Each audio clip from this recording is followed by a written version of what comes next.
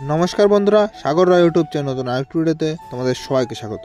আজকে সকালবেলা ঘুম থেকে উঠতে হয়েছে, লাড্ডু বানানো হয়ে গেছে আর মোটর দিয়ে সকালের রান্নাও চালু করে দিয়েছে। আর আজকে দোকানে অনেকটাই কাজ বেশি হবে, সেই কারণে বাবার দিকে কড়াইটা ধুয়েও রেডি করে নিয়েছে। আর মোটো আজকে কী রান্না করছে সেটা আমি তোমাদের খাওয়ার সময় দেখাবো, এখন আর দেখাবো না। তারপরে মা আর বাবার দিকে লাড্ডু পাকানো শুরু করে দিয়েছে। 5 কিলো লাড্ডু দুজনে পাকাচ্ছে, আমি আর পাকাইনি। তারপরে সামনে এসে দেখি যে দুধওয়ালা দুধ নিয়ে চলে এসছে, এই ড্রামে করে দুধ আনে। এতে 5 লিটার দুধ ধরে, 5 কিলো 200-300 এরকম হয়ে যায়। আজকে যেরকম দুধ দিয়েছে 5 কিলো 335 টাকা করে লিটার দেয়। গরুর দুধটা খুব ভালোই মনে হচ্ছে, গাঢ় গাঢ় আছে। একদিন পুরোটা জ্বালিয়ে দেখবো। এখন আর জ্বালাচ্ছি না, এখন এই ফ্রিজে দুধটা রেখে দেবো, পরের দিন একবারে 10 লিটার জ্বালাবো। তারপরে দুধের গাড়ি চলে আসলো, আর আজকে দুধ নেবো 24 লিটার, কারণ 4 খোলা কাজ হবে, তো সেই কারণে 24 লিটার দুধ নেব। কিন্তু আজকে দেখো আমাদের বড় প্যাকেটের দুধ দেয়নি, 12 লিটার দিয়েছে বড় প্যাকেট, আর 12 লিটার ছোটো প্যাকেট দিয়েছে। বলেছে যে 12 লিটারের দুধ আজকে কম এসেছিল, মানে 6 লিটারের প্যাকেটগুলো, সেই কারণে আজকে আধা কিলোর প্যাকেটও দিয়ে দিয়েছে। আর তারপরে দুধটা এনে আমি দুধটা নামিয়েও নিয়েছি, মানে গরম করে নামিয়ে নিয়েছি। দেখো 2 গামলায় রেখেছি, তা না হলে অনেক সময় লাগবে ঠান্ডা হতে। আর এদিকে গরম জলও দিয়ে দিয়েছি, বাবা এদিকে খেতে বসে পড়েছে। আর বাবার খাওয়ার পর আমরাও খেতে বসে পড়বো, কারণ দুধটা গরম হতে, মানে দুধটা ঠান্ডা হতে হতে আমাদের খাওয়া দাওয়া হয়ে যাবে। আর আজকে রান্না হয়েছে আলু সিদ্ধ আর ডাল, তাছাড়া আর কিছু রান্না হয়নি, কারণ মাছ পাওয়া যাচ্ছে না, সেই কারণে আলু সিদ্ধ আর ডালই খেতে হচ্ছে।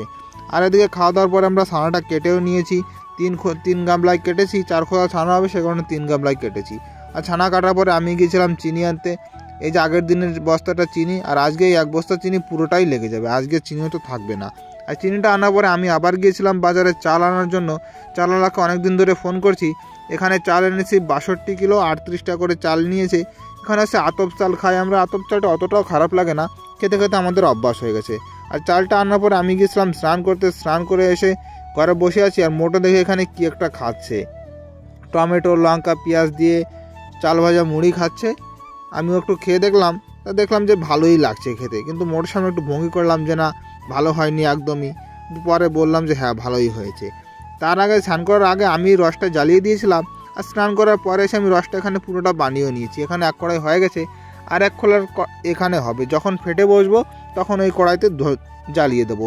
আর এখানে ছানাও প্রায় চাপা হয়ে গেছে, আর ছানাটা চাপার পর আমরা ফেটেও বসে পড়েছি, কারণ ফেটটা আমিই দিই প্রথমটা, আর মোটের দিকে বসে আছে। তারপরে প্রথমটা আমি ছেড়ে দিয়েছি কড়াইতে, জাল ওঠার পরে বাবা এখানে দ্বিতীয়টা পাকাচ্ছে। ওগুলো আমি কেটে দিয়ে এসেছি, বাবা পাকিয়ে নিচ্ছে। তারপরে দ্বিতীয়টা ছাড়ার পরে দেখো দ্বিতীয়টা রাজভোগ বানিয়েছি, কত সুন্দর হয়েছে।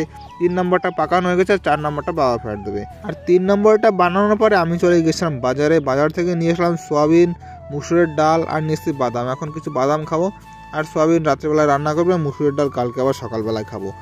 আর এদিকে দেখো মিষ্টিগুলো সব বানানো হয়ে গেছে, কত সুন্দর সুন্দর রাখছে রাজভোগগুলো। আর লাস্টের খোলায় কটা রাজভোগ বানাতে হয়েছে, কারণ যে 2 গামলা বানিয়েছি সেখানে 30 কিলো হবে না, সেখানে লাস্টেরটায় কিছু রাজভোগ দিয়েছি, আর কিছু এমনি মিষ্টি বানাতে হয়েছে। আর এদিকে আমার মিষ্টি বানানোর পরে মোটর দেখি রান্নাও শুরু করে দিয়েছে, কারণ একটা সিলিন্ডার তো, সেই কারণে মোটর একটু দেরি হচ্ছে রান্না করতে। আজকে রান্না করবে সোয়াবিনের তরকারি আর রুটি। আর দেখো সোয়াবিন আমাদের রান্না হয়ে গেছে, আর আমরা রাত্রিবেলায় খেতেও বসে পড়েছি। তো বন্ধুরা, খাওয়া দাওয়া আমাদের হয়ে গেছে, আর আজকের ভিডিও এখানেই শেষ করছি। দেখা হচ্ছে পরের ভিডিওতে। ততক্ষণ যেন সবাই ভালো থাকো, সুস্থ থাকো, আর আমার চ্যানেলটি সাবস্ক্রাইব করে আমার পাশে থাকো।